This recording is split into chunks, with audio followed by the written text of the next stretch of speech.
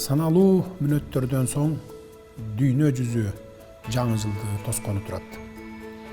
Элибиздин эртеңи, өлкөмүн келечеги жүрөккө бекем орноп, дайыма ойго салат. Ал мекен алдындагы чоң жоопкерчилик. Быйыл өлкөбүздүн эгемендүүлүгүнүн көз карандысыздыгынын 30 жылдыгын белгиледик. Бул тарыхый күндү ата-бабаларыбыз кылымдар бою эңсеп, канча оор азапты, кыйынчылыктарды көрдү.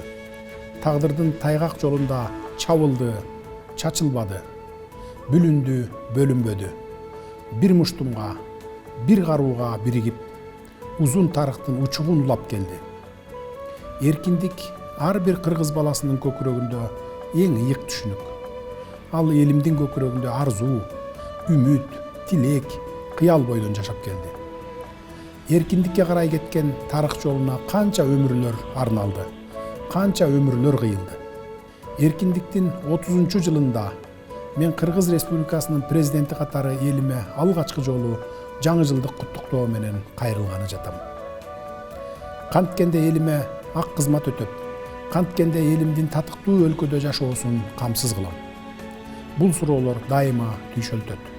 Ал ой талбай иштөөгө, алдыга чечкиндүү жана ишенимдүү кадам таштоого дем берет. Мекенди көздүн карегиндей сактап, урпактарга эзелтен келген ыйык аманат катары калтыруу керекпиз. Мекендин ар бир жараны бакубат, жыргал турмушта жашоого татыктуу. Бул менин президент, адам катары ыйык парзым, ыйык миссиям. Ага каруумду казык кылып, өлкө кызыкчылыгын баарынан жогору коюп, мекениме ак кызмат кылууга белсенип келем. Өлкөбүздүн келечегин жалпы улуттук ынтымак, биримдик, адал эмгек, жаратмандык касиет, асыл ойлор менен гана тикелей алабыз. Өлкөмө ыйык кут келди. Ал жаңылануунун, кайра жаралуунун, улуттук асыл нарыктарды көз карегиндей сактоонун мезгили. Өлкөмдүн келечеги баарынан мурда элимдин, жеримдин келечеги. Алдыда кыйын, бирок сыймыктуу иш турат. Ал Кыргызстанды өнүккөн өлкөгө айлантуу.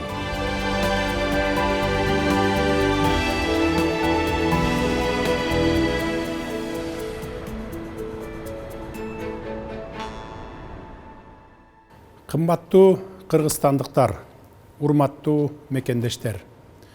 Бир нече мүнөттөрдөн соң жаңы 2022 жылдын мезгил чен өлчөмүндө жашай баштайбыз.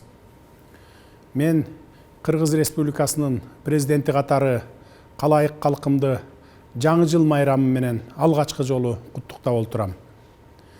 Жаңы жыл өткөн жылга кылчая карап, эмне иштерди аткара алдым, бул жыл эмнеси менен эсте калды деген суроолорго жооп издөөгө, ошол эле учурда келечекке карай болочок иштерди, ой максаттарды, аракеттерди алдын ала боолгоп алууга чоң мүмкүнчүлүктөрдү жаратат. Узап бараткан жыл маани маңыз жагынан окуяларга бай болду. Мамлекетибиздин эртеңки өнүгүү багытын көздөгөн, ага түздөн түз таасир этүүчү саясий чечимдер кабыл алынды. Жыл башында жаңы конституциябыз даярдалып, коомдук кеңири талкуудан өткөн соң жалпы элдик референдум аркылуу кабыл алынды. Жаңы баш мыйзамга ылайык элибиз президенттик башкаруу системасын тандап алды. Жаңы баш мыйзамга ылайык жергиликтүү кеңештерге, жогорку кеңеште шайлоолорду өткөрүп, анын расмий жыйынтыктары жарыяланды. Жалпы эл журтубуз ага күбө. Эгемендүү өлкөбүздүн тарыхында канчалык сын пикир айтылбасын, ага карабастан алгачкы ирет таза жана ачык айкын шайлоону өткөрө алдык. Муну эл аралык байкоочулардын миссиялары, дүйнөлүк кадыр барктуу уюмдар дагы ырастады. Эл менен буга чейинки жолугушууларда белгилегенимдей, шайлоолор өлкөдөгү жаңы конституция кабыл алгандан кийинки ири саясий өнөктүктөрдүн соңкусу, анын саясий логикалык жыйынтыгы десек туура болот. Биз эч качан демократиялык дөөлөттөрдүн жолунан кайтпайбыз, анын принциптерин бекем сактайбыз.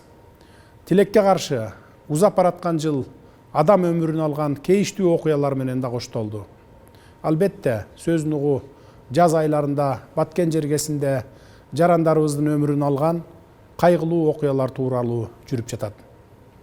Ошол күндөрдө аскерлерибиз каякта жалпы мобилизациялоо жүргүзүү керек дегенге чейин чакырыктар айтылды.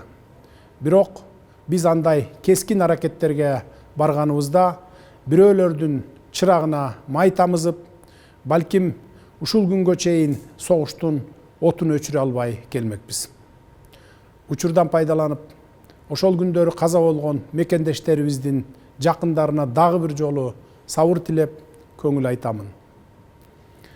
Дорогие кыргызстанцы, 2021 год запомнится нам как яркими и светлыми событиями, так и тяжелыми испытаниями. Трагический инцидент в апреле нынешнего года в Баткенской области унес человеческие жизни. Вооруженное столкновение, которое нарушило мирную жизнь простых людей, привело к человеческим жертвам и немалому экономическому ущербу. Как глава государства я еще раз приношу слова соболезнования родным погибших и сочувствия пострадавшим согражданам. Отныне мы будем прилагать все усилия для того, чтобы предотвращать подобные события. Несмотря на все трудности, мы выстояли перед натиском этих вызовов. Мы вступаем в новую эпоху, уверенно глядя в будущее и твердой поступью шагая вперед. Состоявшиеся в конце уходящего года успешные выборы в Жогорку Кеңеш показали, что наша страна не свернет с пути демократических реформ. Мы успешно завершили заключительный этап реформы системы государственного управления. Теперь настал черед заниматься экономикой, повышением уровня жизни наших граждан и решением их насущных социальных нужд и потребностей. За этот год мы достигли серьезных экономических успехов, подвижек в промышленности и сельском хозяйстве.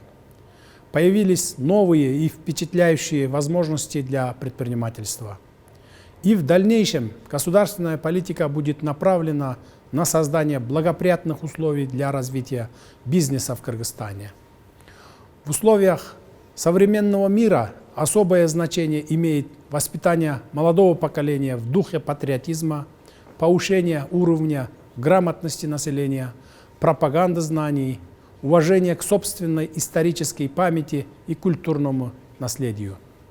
Мы должны ценить независимость нашего государства и в дальнейшем укреплять мир и спокойствие, политическую стабильность и национальное единство. Именно они – залог развития и процветания в государстве. 2021 год был непростым, но трудности, с которыми мы столкнулись, сплотили нас. Мы должны верить в себя, свои возможности и в то, что у нас уникальная страна, которая обладает большим потенциалом для развития и человеческими ресурсами.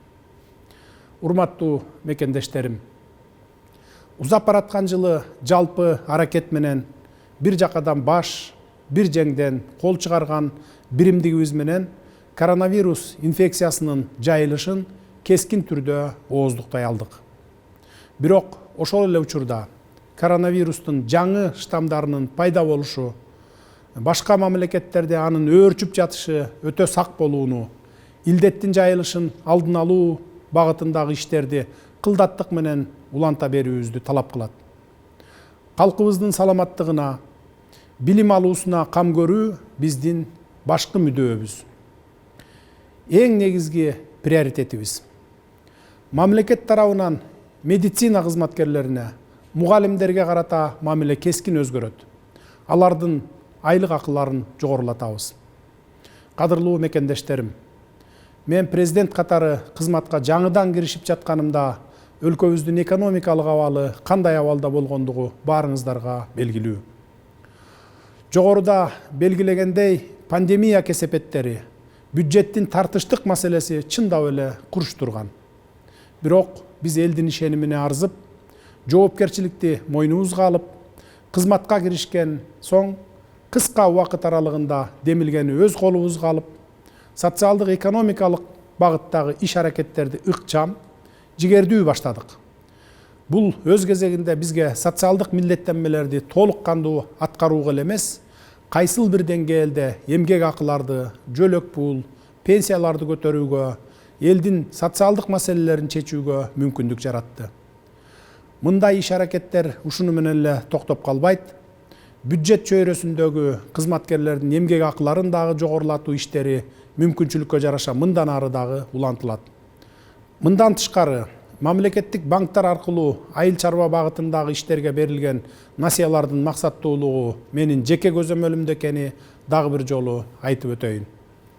6% арзан кредиттерди аткаминерлер тааныш билиштикке салып, өздөрү алган учурларга эми жол бербейбиз. Аз камсыз болгон үй бүлөлөр үчүн электр энергиясына тарифтер жаңы жылдан баштап 50 тыйындан эсептеле баштайт. Бул аз камсыз болгон 112 миңден ашуун үй бүлөгө мамлекет тарабынан колдоо көрсөтүү дегенди билдирет. Кыргызстан суу башында турган өлкө экенин, энергетикалык коопсуздукка жетишүүнүн стратегиялык маанисин эске алуу менен энергетика тармагынын туруктуу иштеши жана өнүгүүсү боюнча кечиктирилгис чаралар көрүүлөрүн баса белгилеп айта кетейин. Өлкөнүн улуттук коопсуздугун камсыз кылуу, мамлекеттин коргонуу жөндөмдүүлүгүн арттыруу жаатында үзгүлтүксүз иштер алып барылууда. Маселен, эгемендүү тарыхыбызда биринчи жолу өз каражатыбызга коргонуу мүмкүнчүлүгүбүздү күчөтүп, аскерлерибизди азыркы заманбап техника менен камсыз кылдык. Ошону менен бирге өнөктөш өлкөлөрдүн колдоосу менен аскердик техникалар жаңыланууда. Көп жылдардан бери мамлекеттик чек арабыздын айрым тилкелерин так ажыратуу маселеси чечилбей, бийликтен бийликке өтүп, олуттуу көйгөй бойдон калып келген. Биз аны колго алып, дипломатиянын жолу менен чечүүнү кескин жүргүзүп жатабыз. Чек ара маселесин чечүү орчундуу маселелерибиздин бири. Чек ара тилкелерин так аныктоо, делимитациялоо жана демаркациялоо жаатында иштерди жүрүп жаткандыгы боюнча маалыматтар элибизге байма-бай берилип жатат. Бул иш тыкыр көзөмөлдө. Урматтуу мекендештер, жаңы жылда Кыргызстан Евразиялык экономикалык биримдикке төрагалык кылат. Баарыңыздар баамдап тургандай, бул биз үчүн олуттуу жоопкерчилик. Өлкө экономикасынын өнүгүп өсүүсүн камсыздоо максатында инвестициялык климатты жакшыртуу үчүн бир топ иштер аткарылууга тийиш, бир топ иштердин турмушка ашуусу мерчемделип жатат.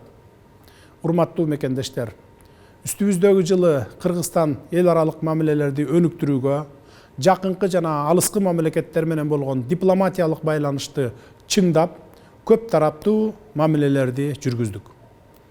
Стратегиялык өнөктөштөр жана жакын коңшулар менен болгон кызматташтык күчөп, Кыргызстан Бириккен Улуттар Уюму, Евразиес, КМШ, Шанхай кызматташтыгы, Түрк мамлекеттер уюму менен кызматташууну активдүү жүргүзүү менен эл аралык мамилелердин жаңы баскычына көтөрүлдү.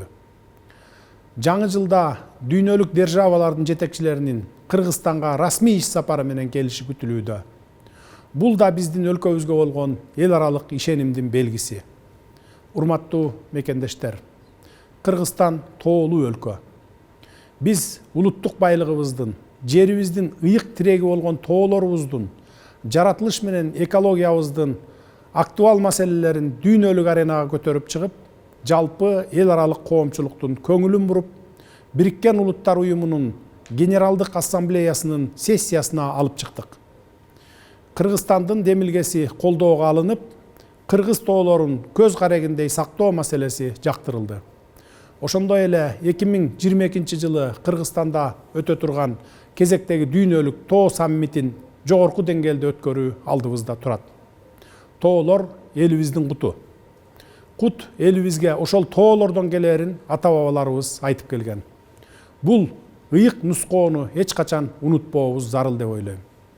Урматтуу мекендештер, жогорку кеңешке шайлоонун жыйынтыгы чыгып, бийликтин бардык бутактары толук калыптанды. Өлкөбүздө бекем институционалдык платформа түзүлдү. Өлкөнүн келечеги үчүн бир максат, бир ой, биримдикте аракет кылуунун учуру келди.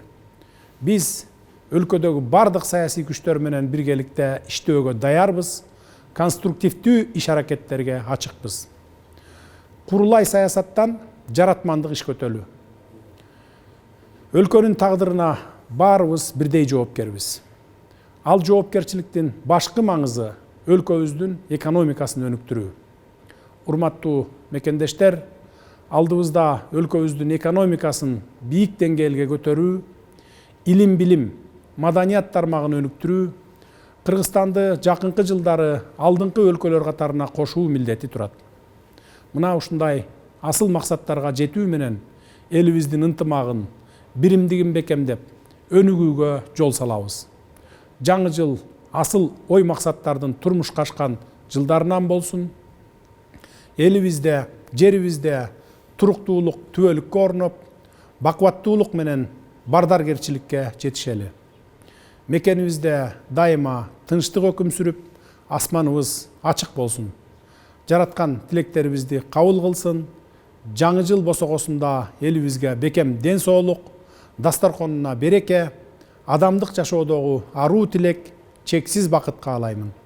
Дагы бир жолу жаңы жылыңыздар менен, урматтуу кыргызстандыктар.